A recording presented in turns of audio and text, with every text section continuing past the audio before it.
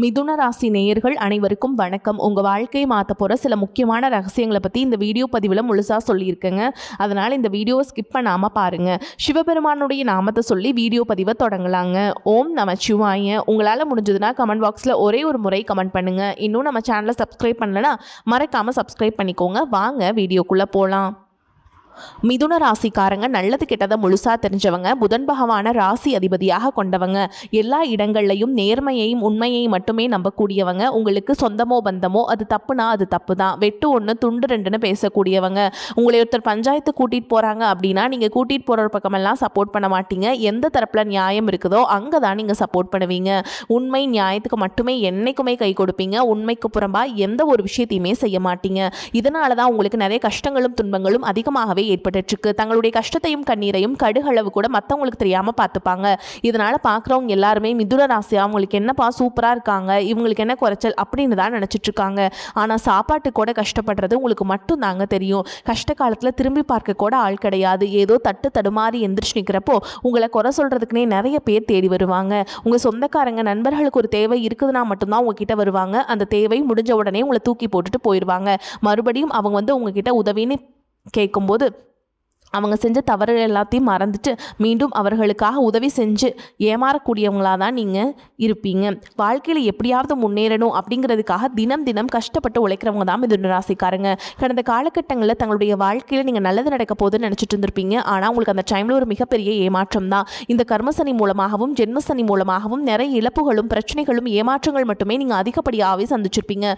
சொந்த பந்தத்தை இழந்தீங்க, சொத்துக்களை இழந்தீங்க.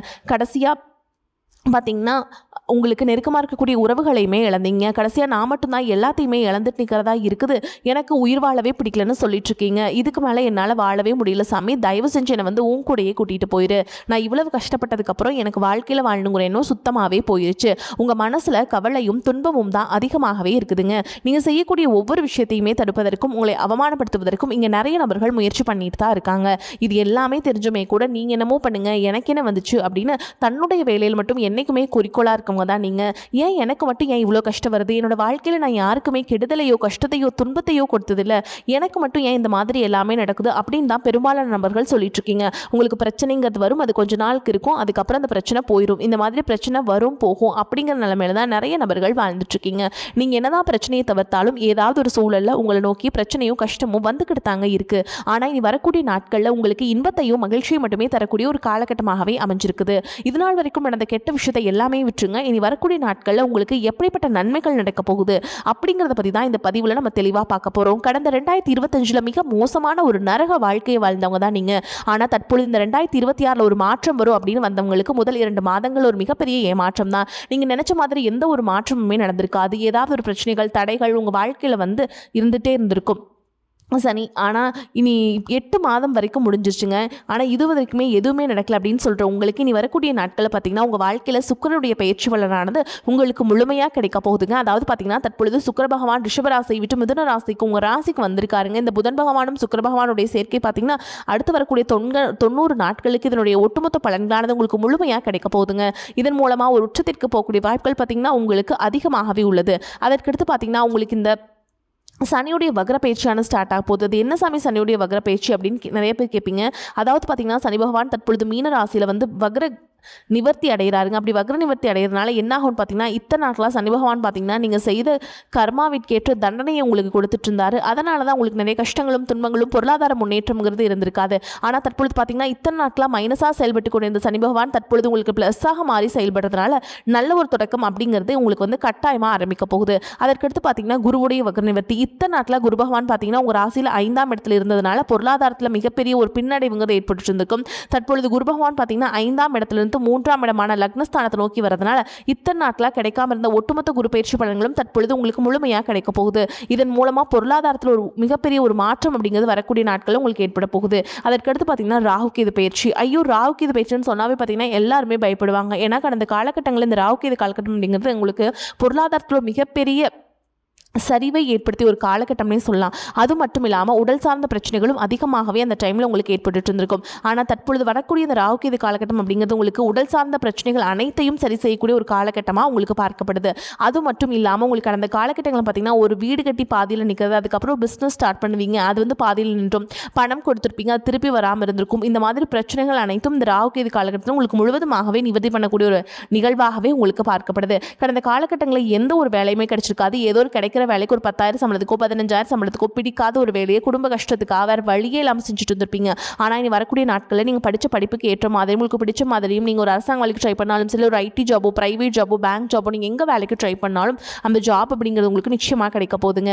கோர்ட்டு கேஸுன்னு ரொம்ப நாட்கள் அலைஞ்சிட்டு இருக்க நபர்களுக்கு விரைவில் உங்களுக்கு சாதகமாகவே தீர்ப்பு வரும். சொத்து பிரச்சனையும் உங்களுக்கு சாதகமாகவே முடியும். சனி பகவானுடைய பார்வை உங்களுக்கு நேரடியாகவே இருக்குது. இதன் மூலமாக வருமானம் அப்படிங்கிறது பல வழிகளில் வரும். தொழிலில் லாபம் சற்று அதிகமாகவே கிடைக்கும். அரசியல்வாதிகளை பொறுத்த வரைக்கும் புதிய பொறுப்புகள் புதிய பதவிகள் எல்லாமே தானாக வந்து சேருங்க.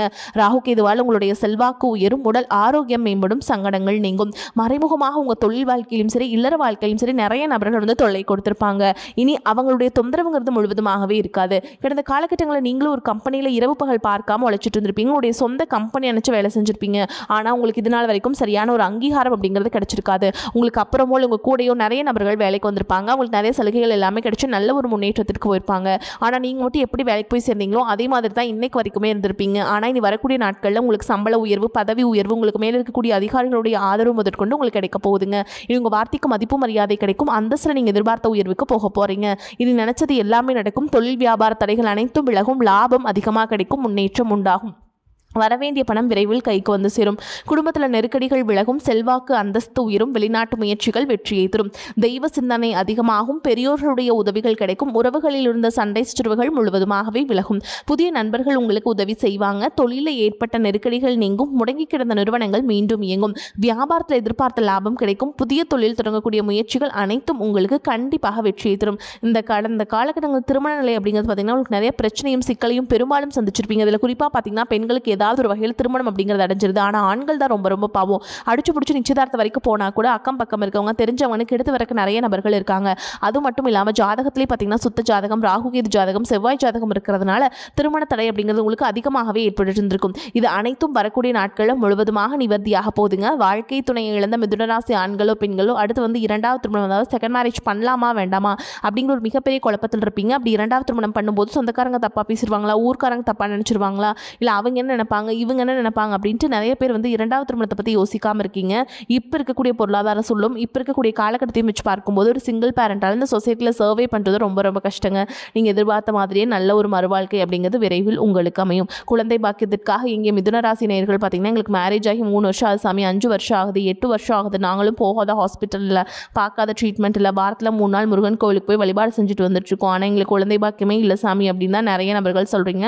கண்டிப்பாக வரக்கூடிய முதல் 6 மாதங்களுக்குள்ள விரைவில் உங்களுக்கு உடல் சார்ந்த பிரச்சனை அனைத்தும் நிவர்த்தியாகி உங்களுக்கு கட்டாயமாக குழந்தை பாக்கியம் அப்படிங்கிறது கண்டிப்பாக கிடைக்கும். பிரிந்திருக்கக்கூடிய கணவன் மனைவி எல்லாமே பார்த்தீங்கன்னா டிவோர்ஸ்க்காக அப்ளை பண்ணிட்டு வெயிட் பண்ணிட்டு இருப்பீங்க. அப்படி இல்லைனா தனியாக பிரிஞ்சு கூட வாழ்ந்துட்டு இருப்பீங்க.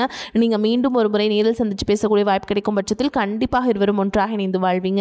இனி வரக்கூடிய நாட்களில் கடினமான காரியத்தையுமே சுலபமாக செஞ்சு முடிச்சிருவீங்க. உங்கள் எளிமையான பேச்சு திறமையான நீங்கள் அனைவரையுமே கவர்ந்திருப்பீங்க.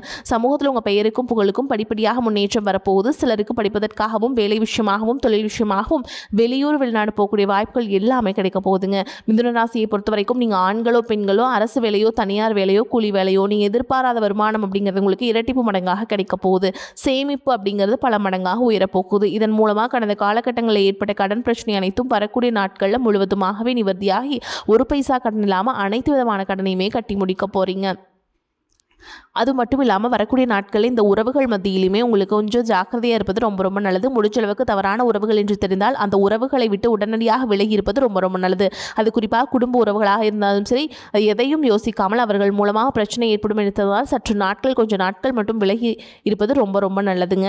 நீண்ட நாட்களாக எதிர்பார்த்திருந்த நல்ல செய்திகள் வந்து சேரும். உடல் ஆரோக்கியத்தில் கவனம் தேவைப்படும். பண வரவு அதிகரிக்கும். எதிர்பாராத செலவுகளும் ஏற்படும். குடும்ப விஷயத்தில் மற்றவர்கள் தலையிடுவதை அனுமதிக்காதீர்கள். சிலருக்கு நீண்ட நாட்களாக நிறைவேற்றாமல் விடுபட்ட குலதெய்வ பிரார்த்தனைகளை நிறைவேற்றும் வாய்ப்பு ஏற்படும். அலுவலகத்தில் சுமூகமான சூழல் காணப்படும். புதிய வேலைக்கு விண்ணப்பித்திருப்பவர்களுக்கு நல்ல நிறுவனத்தில் வேலை அமையும். நீண்ட நாட்களாக எதிர்பார்த்த சலுகைகள் கிடைப்பதற்கும் வாய்ப்பு இருக்குதுங்க.